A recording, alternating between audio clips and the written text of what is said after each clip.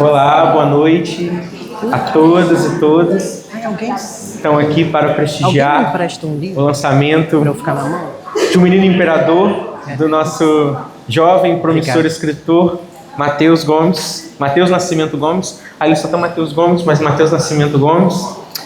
Bom, ele me convidou então para, de alguma forma, conduzir, né, esse momento de lançamento, de apresentação da obra, de celebração, não só desta obra, mas com certeza das outras que Matheus irá produzir, né, enquanto escritor de literatura. E eu gostaria, antes de convidá-lo, a apresentar, né, a partir da orelha aqui do livro, quem é o Matheus. Então, Matheus Nascimento, Matheus com 2 T's, nasceu em Campos dos Goytacazes, em 1994, descobriu a paixão pelos livros na biblioteca de sua escola pública e se formou em Letras e Literaturas no Instituto Federal Fluminense. Vive hoje no Rio de Janeiro, desde 2021, onde trabalha com idiomas no setor privado. Aqui faz mestrado, mas já concluiu, né, Matheus, o mestrado em Ciência da Literatura na UFRJ, e também estuda teatro no Caravana do Teatro. O Menino Imperador é a sua primeira obra, seu primeiro romance infanto-juvenil. Pode vir, Matheus, então. Dá um abraço, né?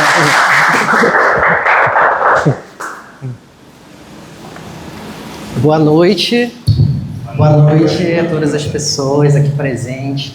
Estou super feliz de ver todo mundo aqui, cada rostinho que eu estou vendo aqui, me alegrou muito vê-los. Estou muito feliz porque o Thiago topou fazer parte disso comigo. O Thiago é uma pessoa que é uma referência, sempre foi, e não podia ter escolhido outra pessoa. Estou bastante contente mesmo de estar lançando esse livro no museu. A Graziele me ajudou assim, em tudo, o Geilson também me ajudou. Conseguimos montar esse evento hoje, nesse dia. E vamos começar, né? Tá certo, então vamos lá. Como o Matheus disse, né, isso que eu sou referência para ele. Bom, fui professor dele e, assim, ser professor é uma honra para mim, e poder de alguma forma participar da formação, né, contribuir minimamente para a sua formação. E assim, gente, eu fui professor do Matheus lá em 2017.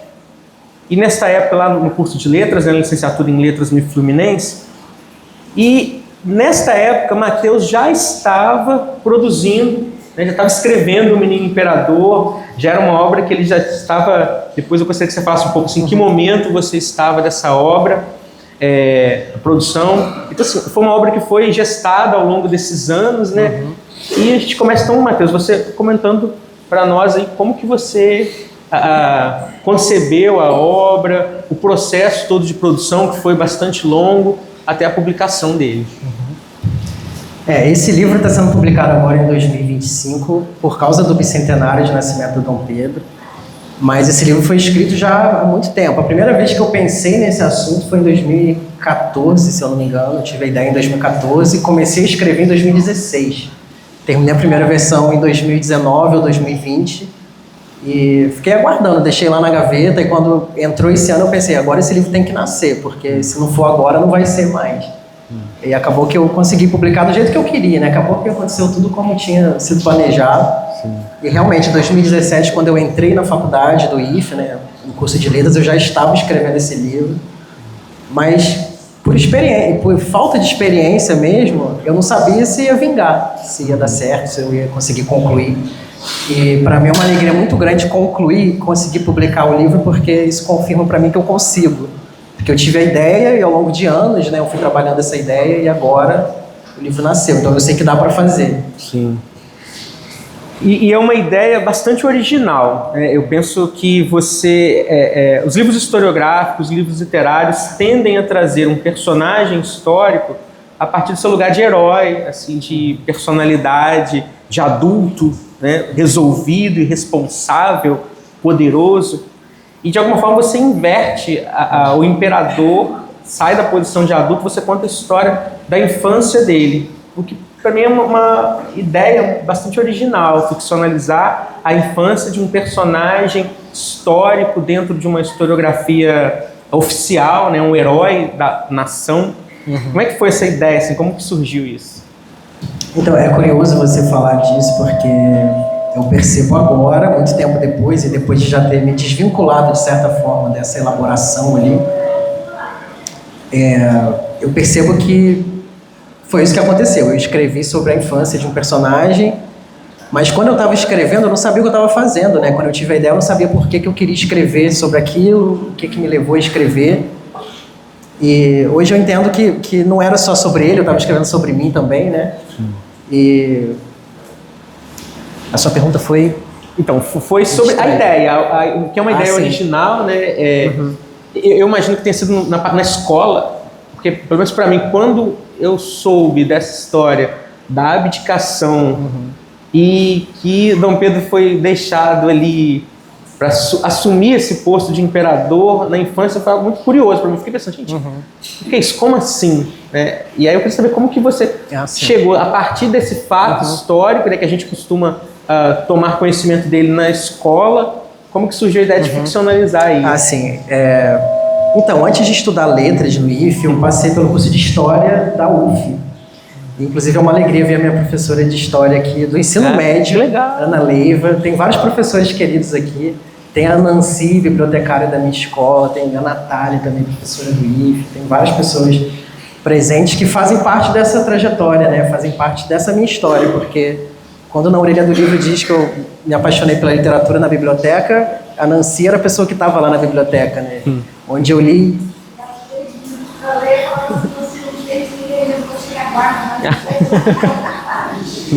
Porque tinha regra, né? Tinha que levar 3, aí queria falar, não sei se dá 3, e mostra tudo, né? Aí eu tentei o que é vontade, eu tenho certeza que você vai Era exatamente isso. E a Nancy era aquela pessoa que fazia esse papel, né? De apresentar esse universo. E eu li tudo que eu pude enquanto eu estava naquela escola, eu li tudo que eu pude daquela biblioteca, e foi ali que eu descobri que eu podia fazer também, né?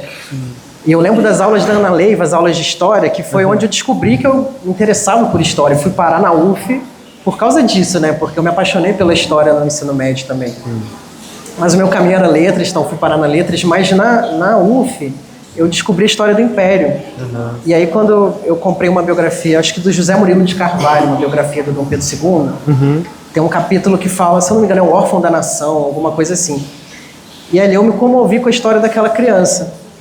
A criança que perde a mãe, depois perde o pai, perde a irmã, e depois fica sozinho com essa responsabilidade. Por alguma razão, essa história me tocou e eu fiquei pensando que eu precisava fazer alguma coisa, né, sobre aquilo. E acabei começando a escrever um livro. Foi daí que surgiu essa ideia, né, para escrever. Sim. Da biblioteca, da professora de história, do curso de história. Bom. E aí você, durante o processo, você me contou que você foi a Petrópolis, você teve acesso a cartas, a documentos históricos, né? Como que esses documentos contribuíram para compor a história? Eles aparecem no decorrer da narrativa, algumas cartas e tal. Como que foi inserir documentos históricos na sua ficção? Para mim isso foi um processo muito gostoso, assim, de fazer, porque eu sempre gostei muito de, assim como você, né, de ir lá nos jornais antigos e buscar ali o que a gente pode analisar daquilo. E no caso das cartas do meu livro, o principal foi porque chegou a alguma altura, assim, que eu não encontrava as respostas que eu queria nas biografias, nos livros de história. Então eu tive que ir atrás das fontes mesmo para descobrir. E tem uma coisa que eu sempre conto que explica muito bem, se ilustra muito bem, é saber quem que deu a notícia para as crianças que o pai delas morreu.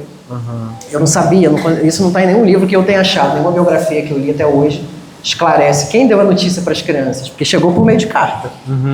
Não achei essa carta também, inclusive. Pelo período, essas cartas estão num acervo que eu precisaria de uma autorização da família imperial. E na época eu não quis ir atrás porque já estava ocupado com outras coisas. Eu inventei o contexto ali da notícia. Mas foi esse tipo de questão que me fez ir atrás dos documentos. Sim. E eu tomei muito cuidado para não colocar história demais, sabe? Que é um livro de ficção. É uma história inspirada na realidade, né? Mas é um livro de ficção. Eu tinha muito medo de pesar a mão, colocar muita informação. Então eu coloco as cartas E essas cartas que estão no livro são todas reais, são cartas que a família imperial trocou. E eu corto uns pedacinhos das cartas, né? Eu mantenho os trechos que são mais interessantes para a história. Sim. Poucas estão na íntegra, porque são cartas enormes, algumas delas. E assim, foi muito legal para mim fazer essa seleção, essa curadoria das cartas. Gostei muito. Muito bom. E fica bem dosado no livro, né? Não tá uma história... a história oficial, a história com H maiúsculo, ela não aparece de uma forma tão determinante, né? Eu acho que você usa a história oficial como uma ferramenta para contar mais a ficção sobre essa singularidade do fato de termos um imperador enquanto criança no nosso país, né? Enquanto que isso é singular, assim, é algo único. E aí você, então, eu acho que você foi... Aí me diga aí o que você acha. Você foi preenchendo a sua ficção, as lacunas da sua ficção com a historiografia. E não o contrário, a historiografia que você foi preenchendo com ficção. Foi o contrário. Qual é a dosagem? Eu acho que foi meio a meio, assim, porque eu queria partir de uma biografia real, né? Eu partia dessa história da infância do Dom Pedro, de tudo que eu tinha de história assim, registrada, Tem, por exemplo, uma briga que acontece na história, uma cena com brinquedos, que os brinquedos são jogados no chão pelo José Bonifácio. E isso aconteceu, há registro de que aconteceu esse conflito dentro de casa. E eu quis trazer como se fosse parte da ficção também, mas na verdade eu sabia que aquilo aconteceu, eu só não sabia como. E eu acho que foi mais difícil fazer esse equilíbrio entre ficção e realidade do que o que estava preenchendo o que, sabe? Em algum momento eu não sabia mais o que estava preenchendo o que.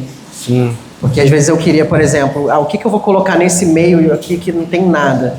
Aí eu recorri a essa cena como que eu vou marcar esse conflito entre a da dama e o José Bonifácio. Aí eu resgatei um episódio que é real, mas eu coloquei como se fosse ficção. Assim como a questão das cartas. Eu não achei a carta da notícia da morte do pai das crianças, então eu inventei. Então, assim, eu fui inventando ou colocando realidade à medida que eu precisava. Sim. Porque você acaba, de alguma forma, tratando de um tema, embora seja uma situação específica, mas é um tema universal, eu penso, que na verdade, acho que 2 grandes temas. A parentalidade, que é quando adultos se responsabilizam por cuidar de crianças. Isso independe de serem adultos pais dessas crianças, né? Fala da dama, do Zé Bonifácio. Eu acho que esse é um tema universal que a sua obra traz. E o outro depois eu quero falar mais sobre isso, o sentimento de solidão da infância, de sentir-se sozinho. Fala um pouco sobre isso, como que você pensou nesses temas, a relação dos adultos que cuidam das crianças e a solidão dessas crianças, independente se são imperadores, se são da família real ou não. Então, eu acho que o tema da infância sempre me interessou muito. E quando eu estava escrevendo esse livro, eu não sabia que eu estava escrevendo sobre mim também, né? Não é só o menino imperador, tem o menino Mateus ali por trás dessa figura histórica. E, claro, a infância ela é recheada de sentimentos que a gente não entende e de coisas muito, muito fortes mesmo, assim, que marcam a vida dos adultos, né? E a solidão é uma coisa que toda criança vive. E essa necessidade de crescer, né, essa dor de crescer, é uma coisa que marca a nossa trajetória e todo mundo vive isso. E no caso dessa personagem, me fascina principalmente essa questão. É um imperador com 5 anos, começa aí, né, não é uma criança qualquer. E depois, por que esse imperador tem 5 anos de idade e já tem essa responsabilidade? Aí entra a questão da orfandade, que também me interessa muito, por alguma razão, assim, eu me interesso por isso. E como eu já disse, né, quando eu escrevi, eu não sabia sobre o que eu estava escrevendo. Hoje é muito fácil olhar para trás e falar, eu estou falando de um tema universal, que é a infância, e tem a solidão, e tem tudo que faz parte dessa fase da vida.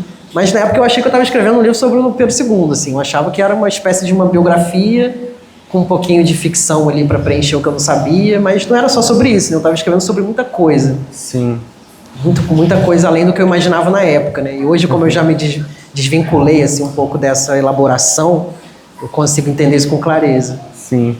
E engraçado você falando isso agora, na época que eu te conheci, em 2017, quando você estava pensando na obra, você se colocava muito mais como historiador. É verdade. Eu acho. E hoje você é um ficcionista, um mestre em literatura, né? Você transitou dessa história com H maiúsculo para as histórias múltiplas da literatura, né? Durante esse processo de construção da narrativa.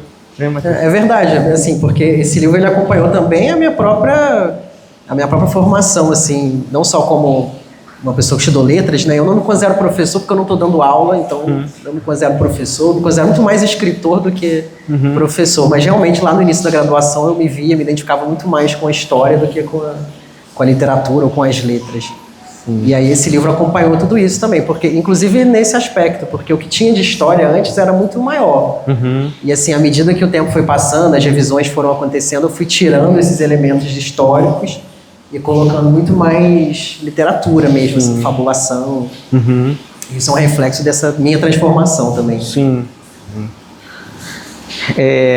Bom, gente, caso alguém queira acrescentar mais um comentário, fazer uma pergunta, fique à vontade. Eu combinei com o Matheus a gente falar sobre 3 grandes temáticas da obra, né? Esse processo de produção, de concepção da obra, um pouco sobre o contexto da narrativa, eu vou falar um pouco agora, e depois sobre a própria organização do Matheus narrador, sabe? Assim, o modo como ele constrói o texto, o seu processo de ficcionalização, a escolha das palavras. Esse vai ser o nosso terceiro momento agora. Mas então vamos agora falar um pouco mais sobre o conteúdo da narrativa, sobre essa ficcionalização de fatos históricos. Hoje nós estamos em 2025, quantos anos da morte? O bicentenário. É o bicentenário, né? do nascimento. Do nascimento de Dom Pedro. E nesse momento histórico a gente vive a partir de um grande, vamos chamar assim, de revisitação dos fatos históricos.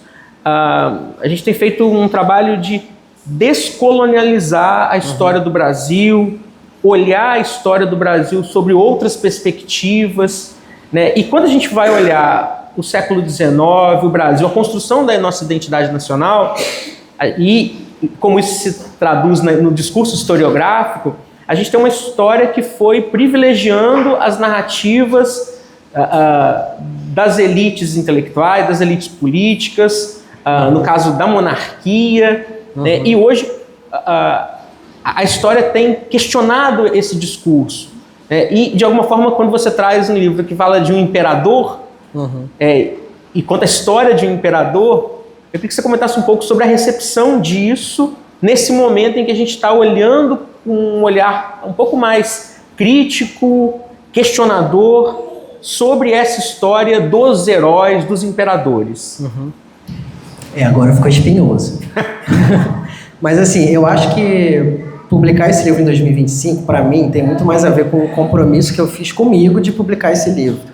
Com esse Matheus lá de 2014, que teve a ideia e que pensou, eu vou escrever um livro sobre o Pedro II, do que com a necessidade de escrever hoje. Tanto que eu não escreveria essa história hoje, eu não olharia para essa infância em particular, porque falar do século XIX para falar da criança mais privilegiada do país naquele momento, né?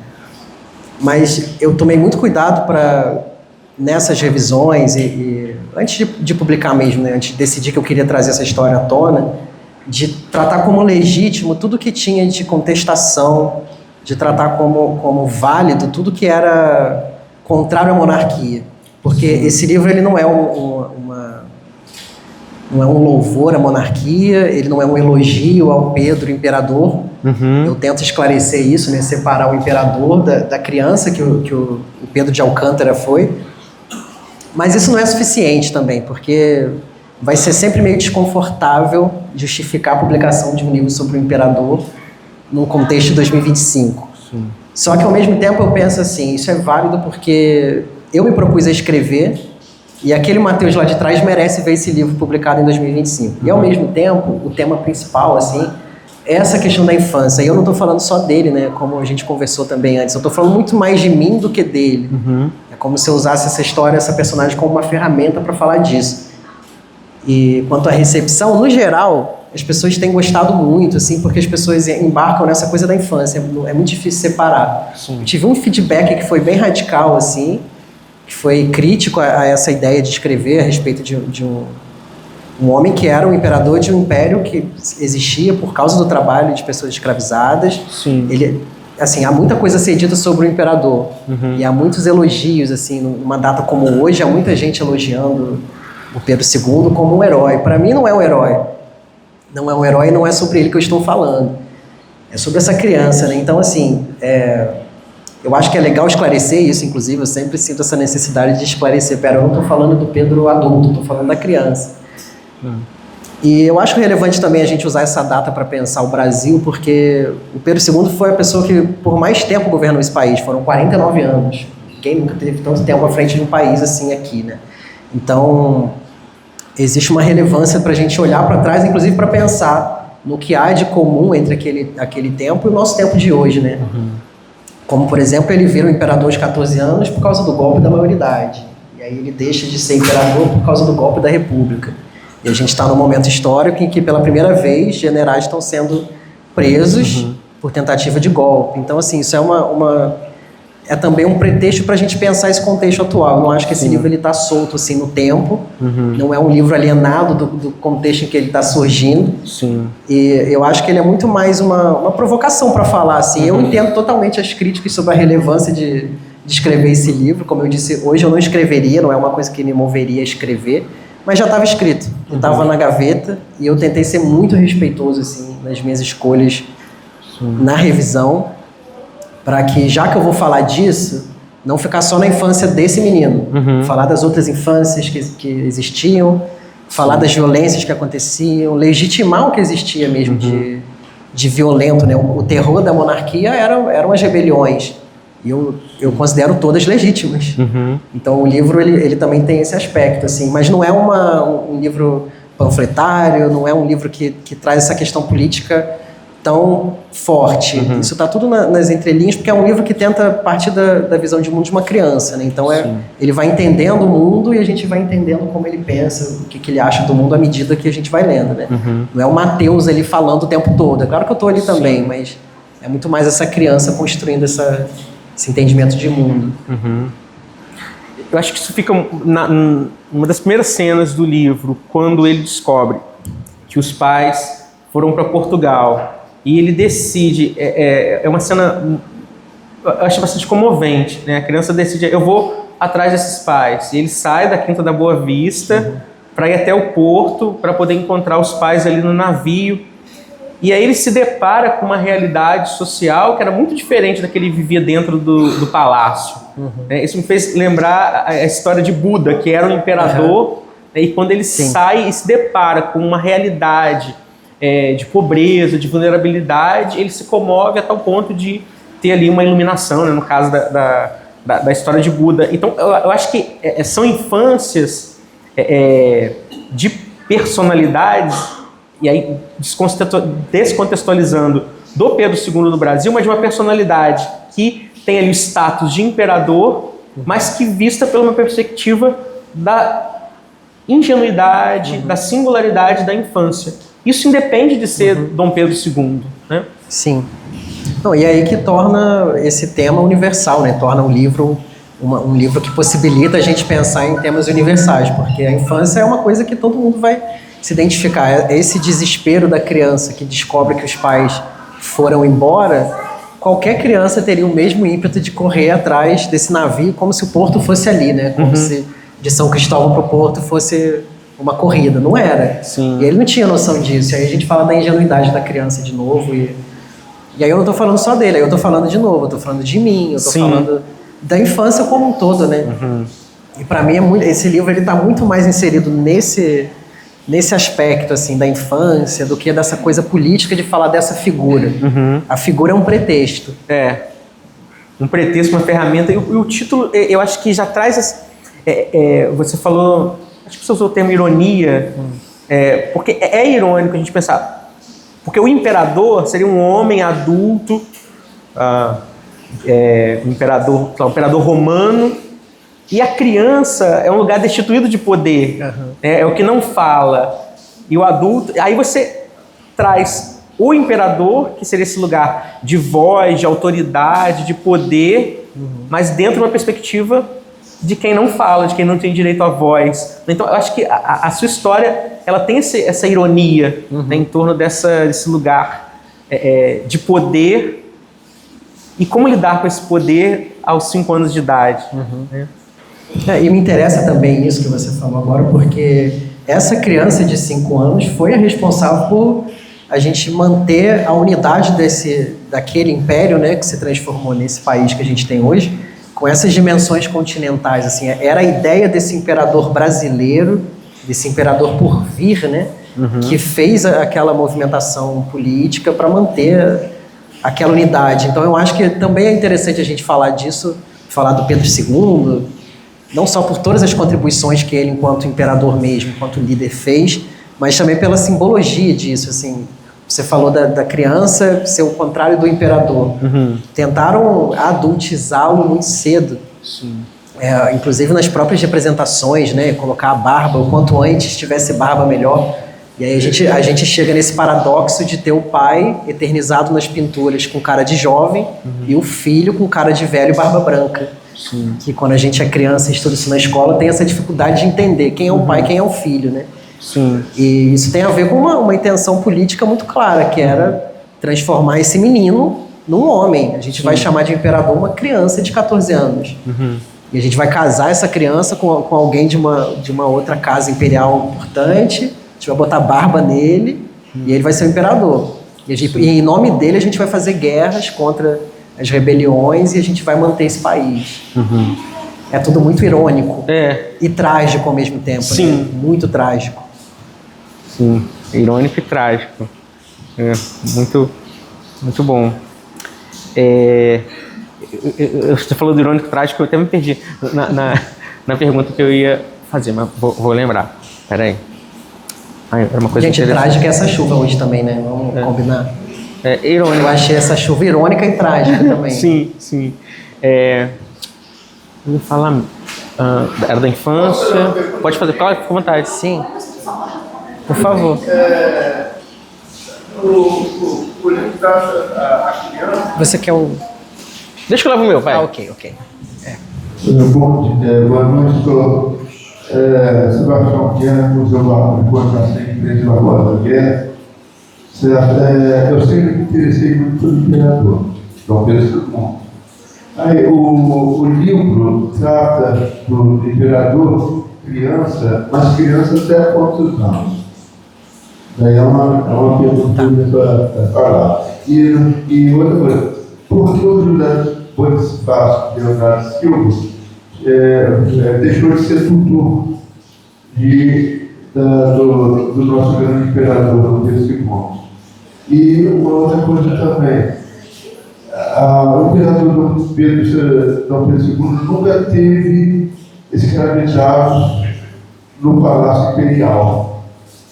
Quando que ele teve consciência, né, de ser uma abolicionista? E ele e a família imperial também, quando ele teve consciência de ser abolicionista limitado, porque era um governo monarquista, parlamentarismo, que foi tradicional. Entendeu? Muito obrigado. Eu que agradeço as perguntas, né? Respondendo a primeira, o livro começa quando ele tem 5 anos de idade, que é quando o pai abdica, né, do trono, e termina quando ele faz 14 anos e é coroado. O livro se passa exatamente nesse período da regência, que é justamente o período em que ele é considerado criança, né? Porque depois que ele é coroado, ele já não é mais uma criança. Já não é mais o órfão da nação, como chamavam, né? Ele virou imperador.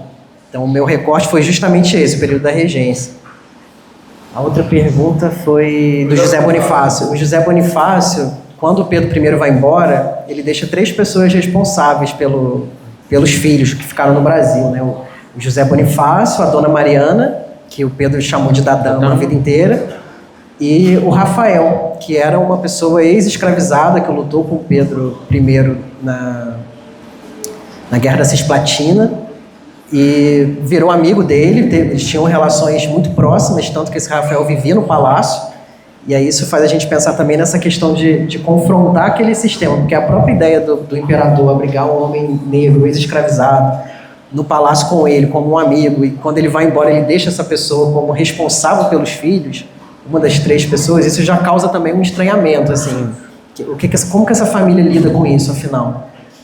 E aí a questão da escravidão e da abolição, né, que é muito delicado, assim, falar disso, porque a própria ideia do império existir é um império que ele só existiu enquanto houve escravidão. A partir do momento que acontece a abolição, o império deixa de existir. E o Pedro II, inclusive no meu livro, essa construção de uma consciência vai acontecendo aos poucos, dele entender o que acontece ao redor dele. Na vida dele, assim, eu não sei dizer, não saberia dizer quando ele tomou essa consciência, mas ele certamente, ao longo de toda a vida dele, ele se posicionou como uma pessoa que era contrária à escravidão. Mas, ao mesmo tempo, ele era o imperador de um império o império que mais recebeu, o país que mais recebeu pessoas sequestradas para trabalho forçado. Então, assim, é uma contradição que não deixa de existir em momento algum, né? E ele não tinha, de fato, as pessoas que trabalhavam para ele quando ele era adulto eram assalariadas, né? Elas recebiam algum salário nesse que dá para chamar assim.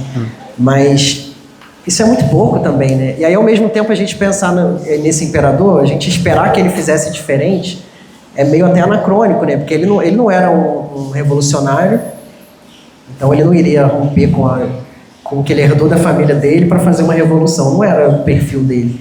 Dentro daquela personalidade que ele tinha, ele foi fazendo o que ele podia, né? Dando o exemplo, fazendo ações aqui, ações ali. Mas tudo isso é muito pouco. É muito pouco. Não dá para fazer mais. Então, não dava para fazer mais. E ao mesmo tempo, tanto que quando aconteceu a abolição, o império acabou, né? Mas assim, não dava para fazer mais. Nada. Ele, enquanto líder, não queria fazer. Mas eu queria que fizesse, sabe? Assim, eu queria que fizesse. E por isso que também que eu me sinto nessa posição de desconforto escrevendo sobre a criança que esse imperador foi, porque ele continuou sendo imperador do Brasil naquele contexto, né? Uma mancha que é imperdoável. Você queria fazer uma pergunta? Aqui. Eu queria confessar que eu não li muito, não deu tempo. Mas gostei muito, até onde eu li, o que me chamou a atenção foi a sua sensibilidade, me dá um lirismo. Porque, assim, você imagina uma criança de 5, 6 anos, a gente que trabalha com criança, ela não sabe nada. Você pergunta, você gosta de chocolate? Se ela gostar, ela fala, sim. Alguém fala, gosto, ela fala, sim. E aí tem uma cena que ele é levado para ser comido. Eu fiquei assim, gente, o que é isso? Aí você coloca um livro, você dá um tom assim, e eu achei uma sacada genial da sua parte, quando você traz um livro mágico, que ele vê assim, gente, genial. Mas ao mesmo tempo eu percebo também que tem críticas ali dessa vida brasileira que vai da casa e a rua, que está dentro da casa do palácio, quando ele sai do ponto, ele se espanta com o que vê. Como você teve essa sensibilidade de traduzir? E assim, dá para perceber claramente que esse texto foi recortado, foi lido, revisto, revisado, e foi você mesmo. repete em palavras, adjetivos. Cara, parabéns. Porque assim, eu acho que a temática da infância, dentro desse contexto, você não tem como escapar. Você falou de uma experiência própria, mas que também toca o leitor. Porque todos nós fomos crianças indígenas, né? E você falou uma coisa que eu não tinha sacado, mas achei maneiro, que é a criança não tem poder nenhum, mas essa criança tinha muito poder. E ele vai se dando conta disso, né? Então, assim, olha, tem que se dar um abraço mesmo. Dá um abraço. Eu aceito o abraço e um beijo. Eu fico... Pergunta, não é uma pergunta, é só uma contestação. Assim, é um afirmativo. Eu fico muito feliz, assim, porque eu tenho ouvido muito isso. Esse tipo de retorno eu tenho recebido muito. E é curioso, assim, porque eu não sei dizer também de onde que vem, por que eu escrevi dessa forma, como saiu, assim. Sobre estar muito editado e muito revisado, isso eu sei porque eu sou muito virginiano e eu gosto muito de fazer as coisas muito certinhas, assim, então revisar foi um processo difícil de parar, porque... Então, ao mesmo tempo, tem um negócio, sabe? Que dá um quentinho no coração. Sim. E isso é uma coisa, isso de dar o quentinho no coração é uma coisa que eu fiz de propósito, porque é aquela história do a gente escreve o livro que a gente quer ler, né? Isso. E quando eu tive a ideia para esse livro, por acaso, eu estava numa época que eu lia muito John Boyne, aquele autor irlandês que escreveu O Menino do Pijama Listrado, eu li tudo que ele publicou naquela época. E os personagens dele sempre são assim, sempre meninos, tem essa temática da infância. E hoje em dia ele também fala melhor disso, a gente entende por que ele voltou tantas vezes a esse tema. Uhum. Mas para mim era importante que fosse um livro que desse esse quentinho, já que eu vou falar de coisas tão doídas, que é o abandono, né? Aquelas crianças foram abandonadas. Sim. E as cartas, inclusive, deixam isso muito claro, né? E aí nas cartas já são as vozes deles mesmo, dessas pessoas. É uma criança de 5 anos pedindo pro pai mandar uma mecha de cabelo para ele, porque o pai tá do outro lado do mundo, do outro lado do oceano, pelo menos, e essa criança tá sentindo falta do pai, já perdeu a mãe. Então, assim, como que eu vou escrever disso sem que seja um livro também que a gente só chora, né? Tem que ter beleza nisso, tem que ter... E eu fico feliz que o resultado tenha sido esse, assim, que chegou no leitor, né? Fico muito feliz, agradeço por compartilhar. Estar aqui para mim hoje é um prêmio. Que legal. Ah, o prêmio é todo meu, todo meu. Conhecer o autor e entender Ah, eu fico muito feliz, isso é realização, assim, a gente escreve alguma coisa, a gente quer que o outro leia, né? E quando a pessoa lê e entende um pouco do que a gente colocou, é felicidade pura, eu tô super feliz. Obrigado. Mais alguém? A gente gostaria de acrescentar uma pergunta? Não? Bom, eu ainda não li o livro, vou adquirir hoje, que lá no FDT não deu, né? Mas eu acho que quando você falou de José Moreira de Carvalho, eu entendi tudo. Porque quando eu li esse capítulo, você falou do órfão no Brasil, aí foi que eu captei por que você quis fazer esse livro. Porque realmente é um capítulo muito sensível. José Moreira de Carvalho é um dos historiadores que eu mais gosto, né? Tem uma prateleira só dele, né? Eu percebi. E aí, esse capítulo, em parte, me sensibilizou muito. Então, hoje, pensando em autores que falam da infância de Dom Pedro, só me vem José Murilo e você, no caso. E é uma história, como você disse, de ficção, mas é um momento muito sensível, realmente, do nosso Dom Pedro ali, né? E que o José Murilo captou muito bem. Mas eu queria saber de você como que está a repercussão, né? Porque eu ainda não posso, porque eu vou ler o livro, mas como está sendo a repercussão? Sei que você lançou no Museu Imperial, está lançando aqui, lançou no FDP, como está sendo a repercussão? Como que as pessoas estão, o que as pessoas estão falando do seu livro? Eu agradeço a pergunta e, assim, eu fico feliz de saber disso, que você também sentiu quando leu José Moreira de Carvalho, porque tudo começou ali. Eu li aquele livro, a biografia do Pedro II, eu não lembro como é o subtítulo, eu não lembro o nome da biografia, você lembra? Não lembro, mas eu lembro desse. Eu acho que é Ser ou Não Ser. Eu acho que é Ser ou Não Ser. É o Órfão da Nação, né? Eu acho que o nome dessa biografia é Ser ou Não Ser, porque ele era um homem que estava em conflito com essa posição, né? Ele também não queria ser imperador, por ele deixou isso escrito, né?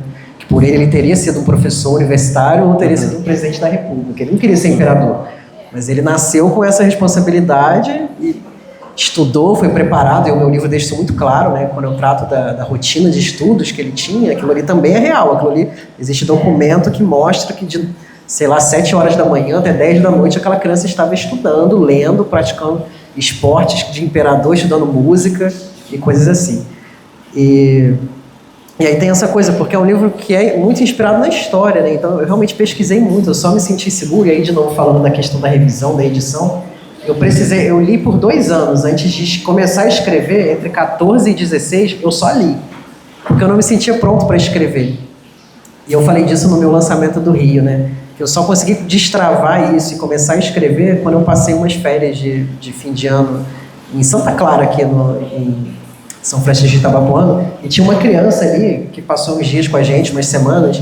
Ele tinha a idade do Pedro, ele tinha 5 anos na época, o Alex, a quem o livro é dedicado.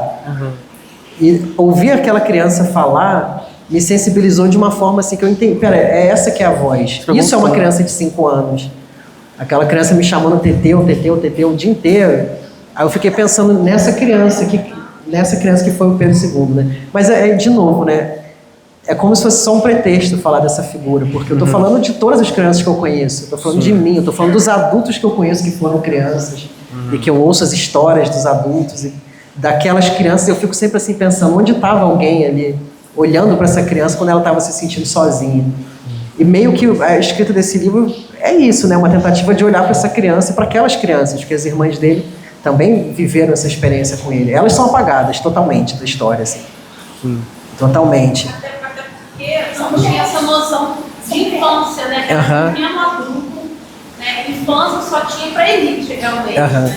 E ainda assim, uma infância condicionada, como você colocou, por direitos, estudos. Sim. E as meninas, elas foram, assim, apagadas mesmo. Tem a Paula Mariana, que é a menina que morreu com 9 anos.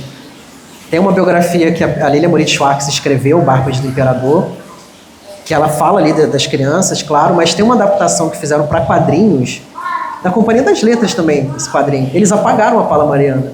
Ela como se ela não tivesse existido. Porque ela morreu aos 9 anos e não fez nada de relevante, ela é apagada. E aí eu conto sempre essa história. Primeiro que eu fiz questão de escrever uma Paula Mariana real, que existe, que tem personalidade, que a gente lembra dela depois de ter lido o livro.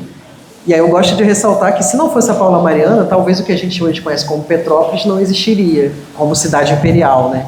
Porque os médicos da Paula indicavam a família a levar essa menina para a Serra, por causa da série de problemas respiratórios que ela tinha, que o Pedro I comprou uma fazenda lá, com a intenção de um dia fazer algo, e aí o Pedro II criou Petrópolis, né?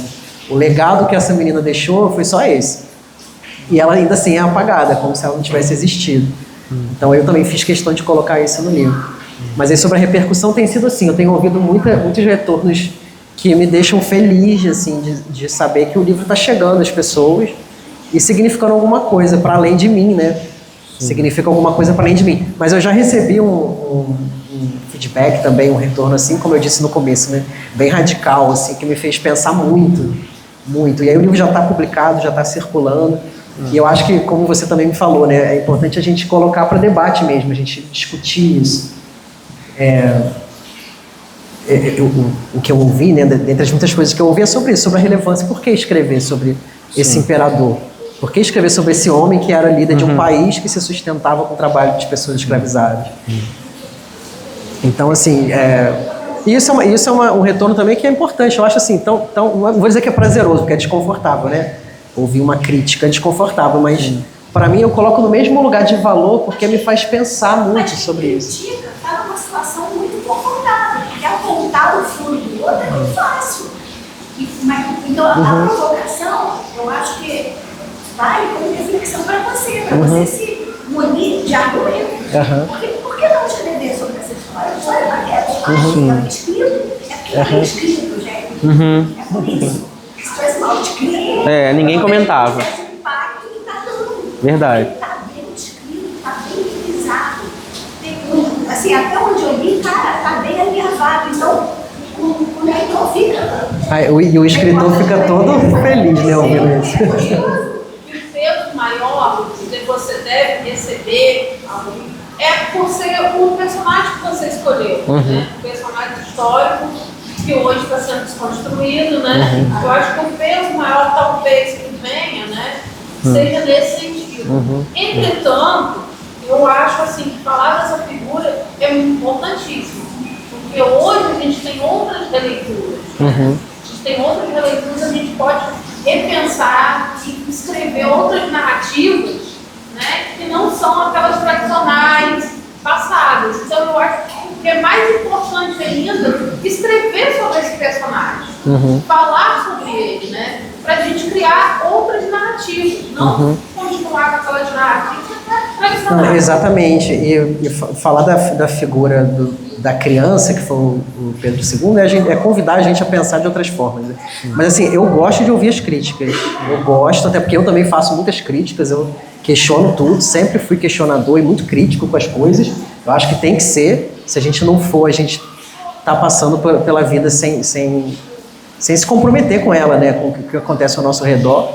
E eu recebo de muito bom grado também as críticas, por mais, assim, se forem bem embasadas, me ajuda a pensar. Eu quero é pensar mesmo, não estou aqui para enaltecer ninguém, eu estou aqui para aprender. Coloquei o filho no mundo, né, nasceu, tá aí, podem amar, podem criticar, o importante é ler e me fazer pensar sobre isso, né. E eu acho que outra coisa que soma a polêmica da figura real tanto essa desconstrução historiográfica que tem sido feito hoje, mas também é falar da infância.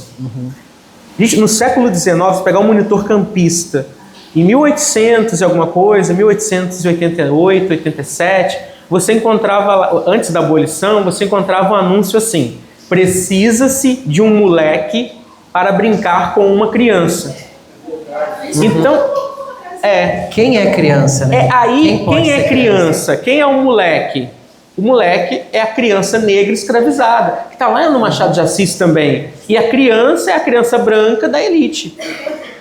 E aí tem uma coisa interessante, que tem uma discussão também em torno da infância nesse período histórico, que se o autor ele trabalha, narra uma história em que crianças escravizadas estão brincando, não pode também, porque a criança escravizada tem que estar sofrendo. Houve recentemente uma discussão em torno disso, vocês acompanharam um livro infantil em que as crianças negras escravizadas estavam brincando no navio negreiro vindo para o Brasil. Era um livro ficcional. E houve uma discussão enorme sobre isso, mas eles estavam lá numa condição de prisioneiros.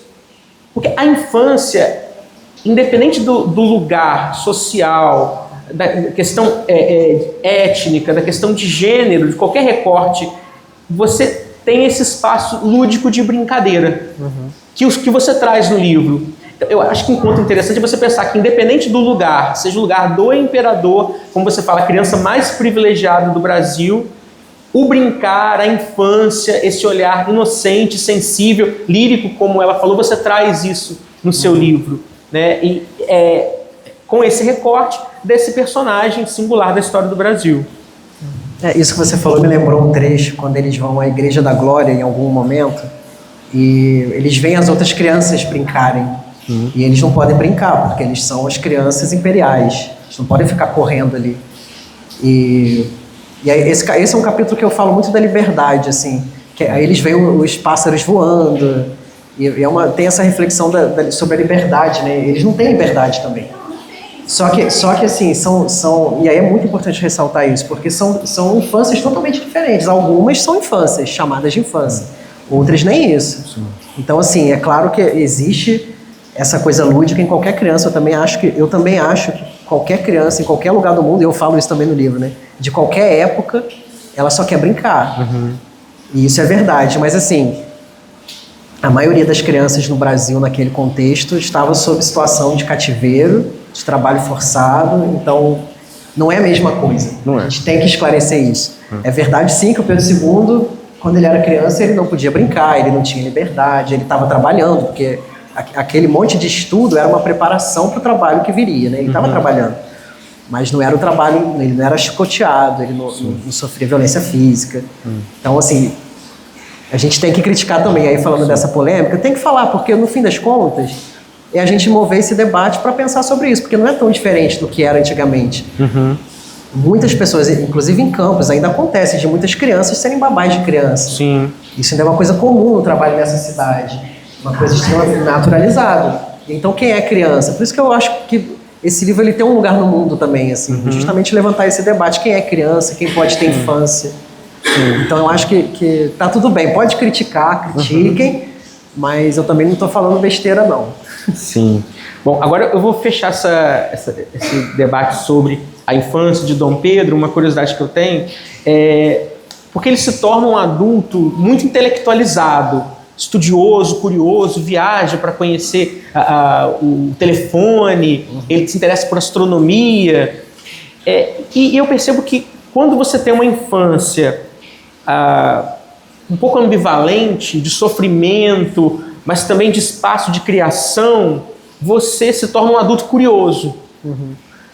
Em que medida você acha que a infância dele contribuiu para que ele se tornasse um homem curioso, viajante, interessado pelo mundo, pelas coisas? Eu vou pegar algumas coisas que você falou da astronomia. Hoje, dia 2 de dezembro, é o bicentenário de nascimento do Pedro II, e é o dia que a gente comemora no Brasil o Dia da Astronomia, em homenagem a ele, porque ele foi um grande incentivador da astronomia no Brasil, assim como das artes em geral, assim como da ciência de uma forma geral, porque ele foi esse homem intelectualizado, que ele trocava cartas com os maiores cientistas da época dele, os maiores escritores, os maiores intelectuais do mundo. Ele trocava cartas, visitava, manteve correspondência ao longo da vida com essas pessoas. Inclusive, há uma estrela, a Academia Francesa de Astronomia batizou uma estrela com o nome dele, isso lá no século XIX, ou no início do século XX, assim. Ele está em tudo, daquela época, tudo que... Ele tinha uma relação com Victor Hugo, você deve conhecer, um grande escritor francês, e ele realmente foi esse sujeito, um admirador das artes, grande incentivador. A gente poderia falar aqui o dia inteiro sobre o legado que ele deixou nesse sentido, né, do incentivo à cultura e à ciência.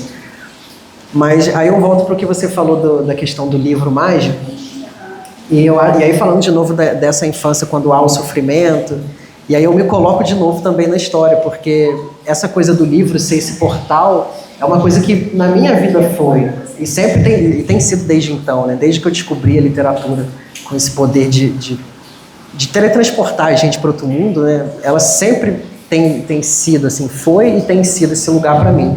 E para ele também foi. Tanto que na infância ele estudava o dia inteiro, mas quando adulto ele continuou estudando o dia inteiro.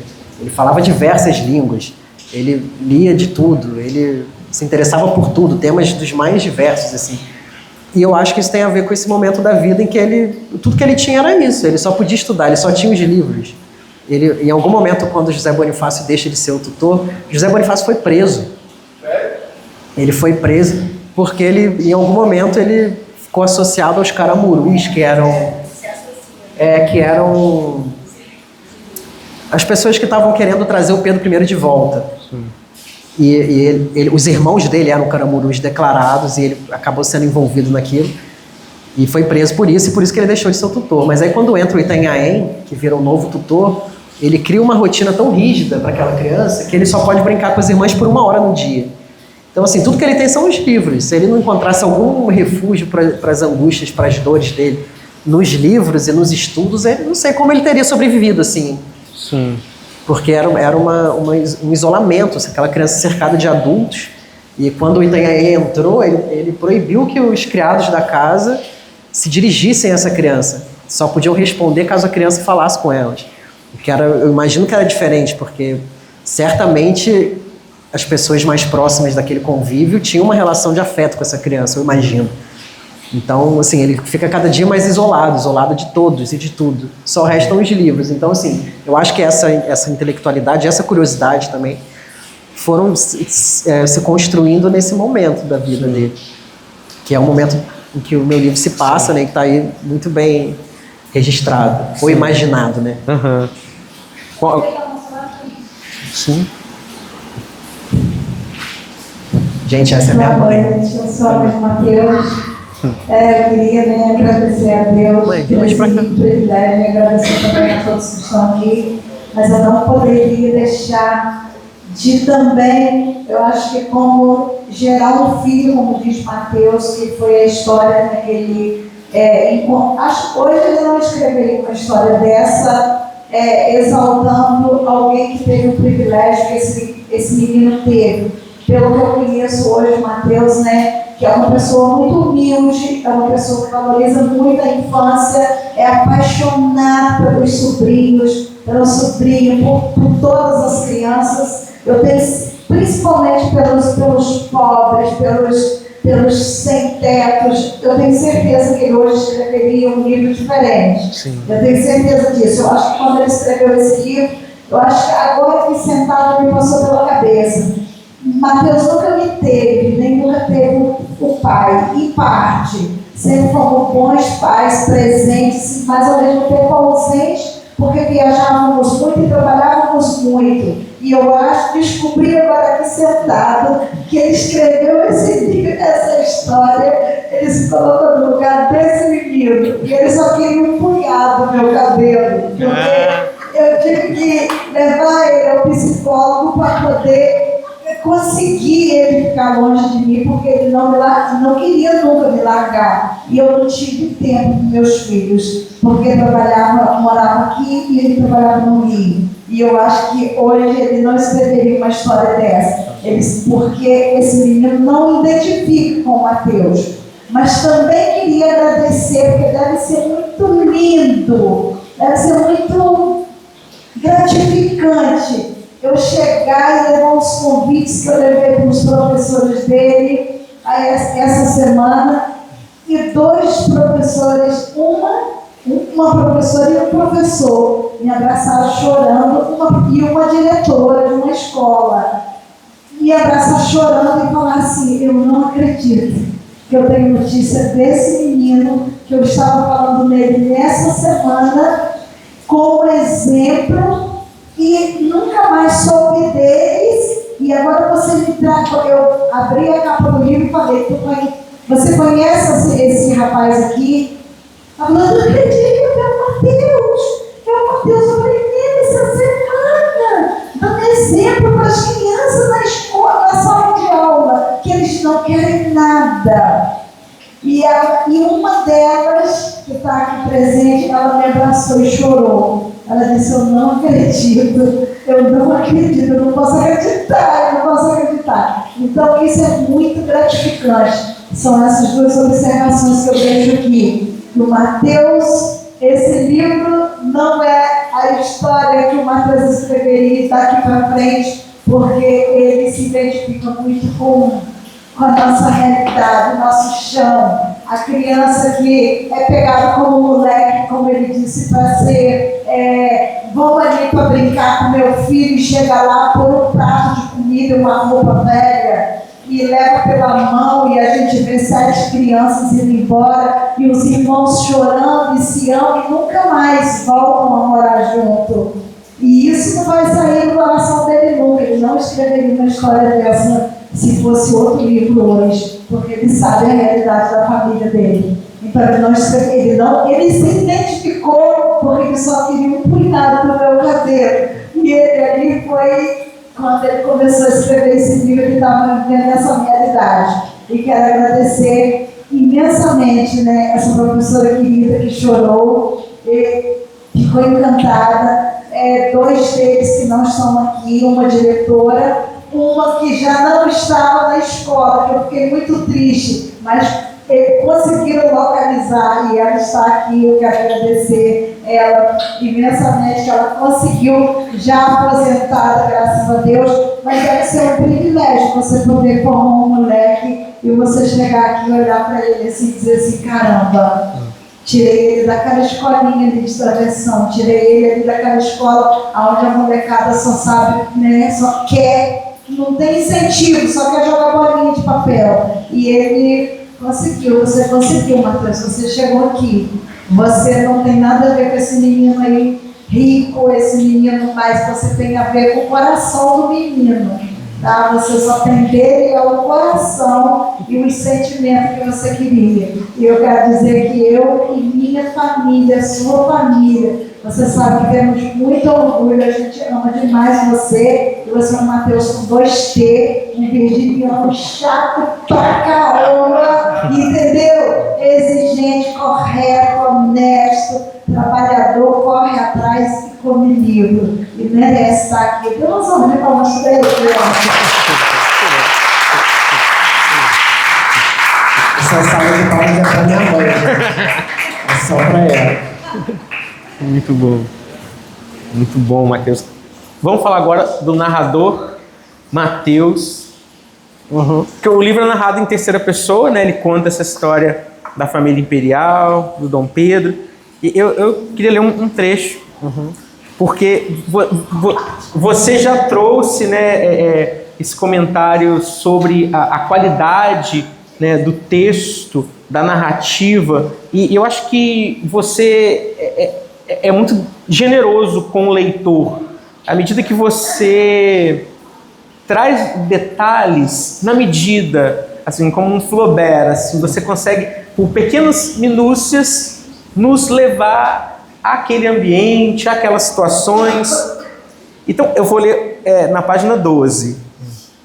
Deixa eu ver também. É o momento em que ele acorda e se vê sozinho ali. Os pais foram embora e o Mateus coloca... Eu vou ler, não vou falar como ele narra essa cena. Então é o seguinte, começa assim. Ele acordou de manhã com muita preguiça, mas já sem sono nenhum. Ficou se espreguiçando na cama, enrolado nos lençóis franceses, pensando em absolutamente nada. O sol que inundava o quarto anunciava que já não era tão cedo. Gente, esses lençóis franceses, esse adjetivo, ele já nos contextualiza para o universo da elite que esse menino pertencia, da cultura francesa como uma cultura da erudição, da finesse, da elegância. Ele reparou que as cortinas estavam abertas e estranhou que da dama não o tivesse acordado como sempre fazia desde sempre. Ela era a camareira mor do palácio e cuidava dele como uma mãe postiça. Ele se sentou na cama, esticando o corpo e bocejando. Reparou que a porta do quarto também estava aberta e achou aquilo igualmente estranho. De repente, uma surpresa. Viu que a coroa de seu pai estava na sua penteadeira. Achou graça. Pensou que se tratava de uma brincadeira do pai. Descalço, foi em direção à peça de ouro maciço, cravejada de brilhantes e pedras preciosas, e esforçou-se para levar o objeto de quase 2 quilos à cabeça.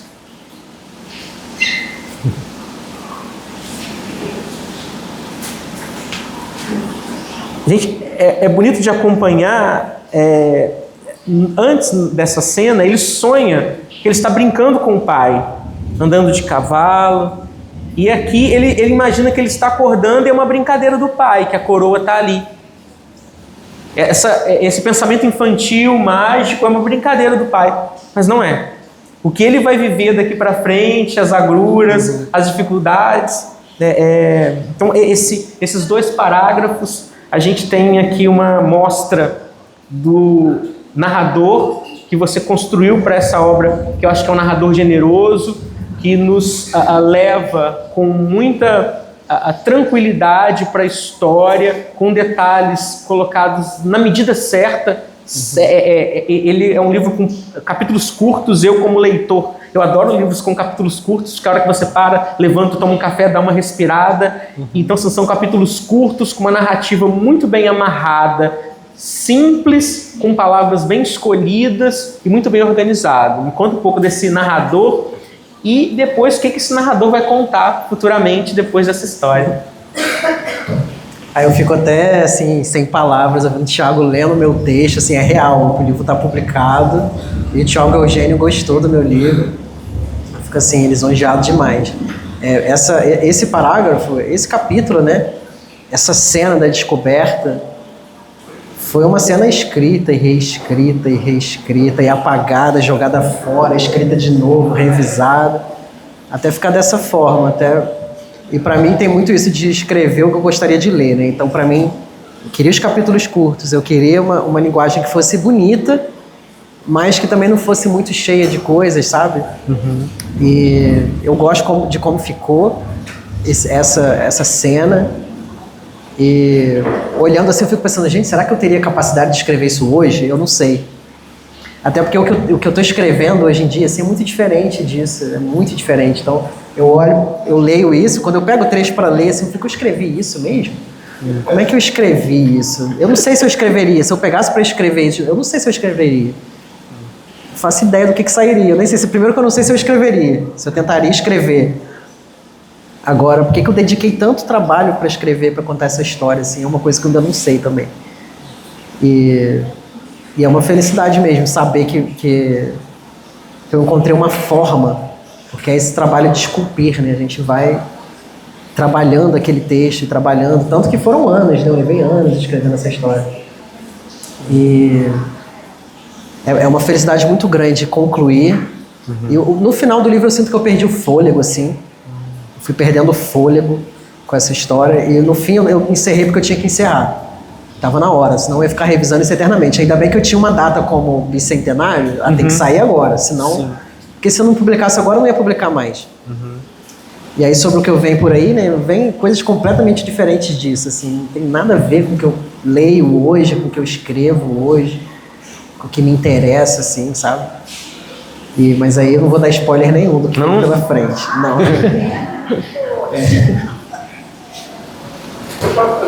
Sim, claro. Lá no nosso biblioteca, lá no Museu de Comunicação Barbosa da Guerra, tem muitos livros sobre Dom Pedro II, até da literatura espírita kardecista.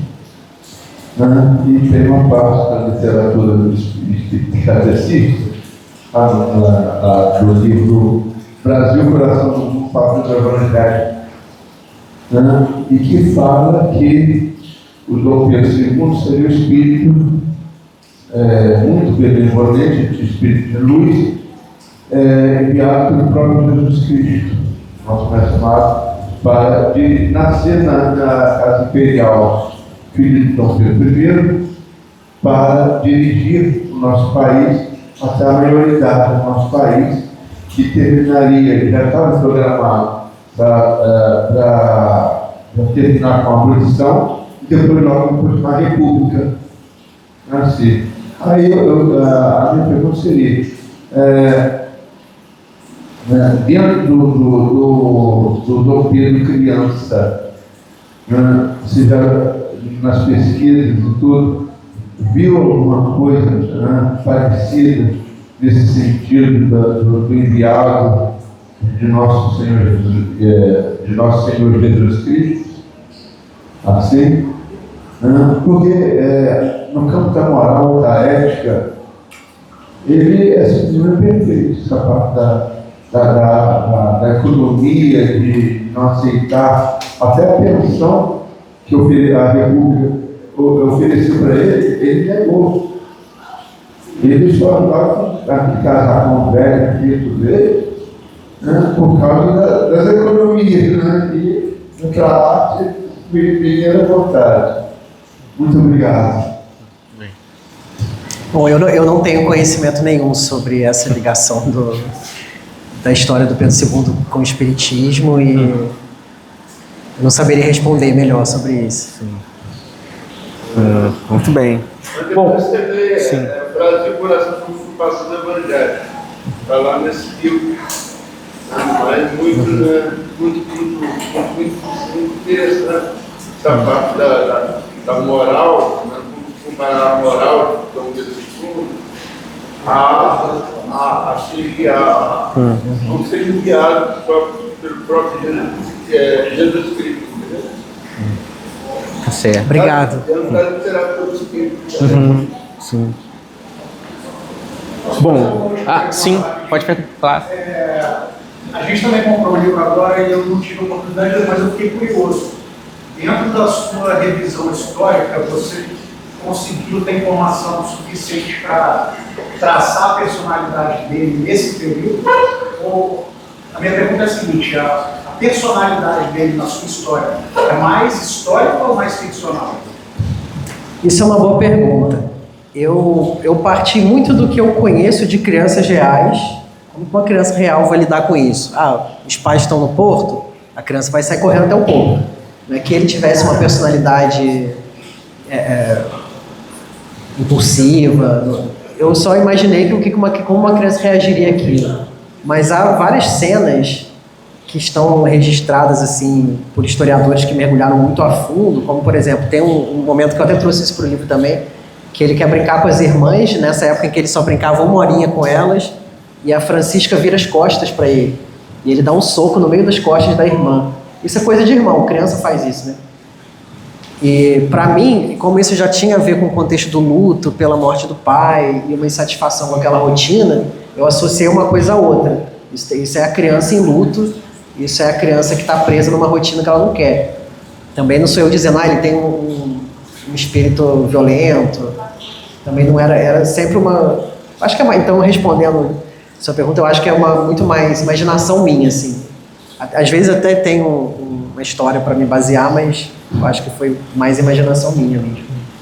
Obrigado. Bom, mais alguma pergunta? Alguém teria? Matheus, para encerrar, gostaria que você falasse um pouco sobre o que você espera do livro daqui para frente, já que é uma obra, aqui na ficha catalográfica, infanto-juvenil, que trata de uma criança, um livro que tem esse diálogo com a história, né? O que você espera do futuro da obra? Olha, o mínimo que eu espero é esse livro no PNLD, o Programa Nacional do Livro Didático e Paradidático. É o mínimo que eu espero, ele em todas as bibliotecas públicas, que foi onde eu descobri a literatura, eu quero esse livro lá, até porque é um livro que dá para ser usado para estudar história, geografia, língua portuguesa, dá para usar para muita coisa, e é um lugar que esse livro sempre teve para mim. Mas eu tenho interesse também em adaptar para o teatro, tenho muita vontade de fazer isso, e isso vai acontecer também, e talvez para o audiovisual, né, alguma forma de traduzir para outras linguagens, né. Eu quero esse livro circulando, já que eu botei no mundo, quero que ele circule. Tá certo. Então, é isso. Quer falar alguma coisa para finalizar? Eu queria só agradecer a todo mundo que veio nessa noite chuvosa. Eu não sei se isso ali é tudo chuva que eu tô vendo daqui de longe. É assustador. Eu tô assustado. Então, assim, obrigado a todo mundo que se deslocou para vir até aqui, para compartilhar esse momento comigo. E no fim das contas, a gente está aqui vivendo esse marco, né, que é o marco de 200 anos de nascimento desse imperador e, como já disse, um homem que governou o Brasil por mais tempo. E eu acho que a gente já abordou as principais questões. Eu queria só encerrar com esse muito obrigado mesmo, muito feliz de todo mundo ter vindo. Muito obrigado de novo, Thiago, adorei. E é isso, leiam um livro, gente. Leiam um livro.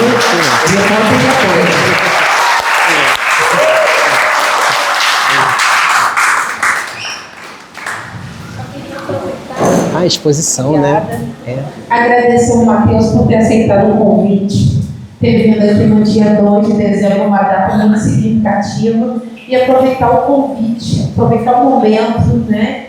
E convidá-los também que no segundo piso está tendo uma exposição sobre o nosso querido P2, já estou íntimo já, né? Nosso P2 está lá no segundo piso, são vestígios que ele deixou aqui pela cidade. Então, quem quiser conhecer um pouco mais sobre o que ele passou pela cidade, o que ele fez, e também conhecer vestígios, né? Onde ele foi, acervos históricos, pode dar um pulinho ali no segundo piso, enquanto o nosso autor vai fazer a sessão de autógrafos, por favor. É isso, gente. Eu quero tirar fotinho com vocês lá fora, que a minha mãe arrumou um cantinho ali pra gente. Era pra ter sido tudo lá fora, né?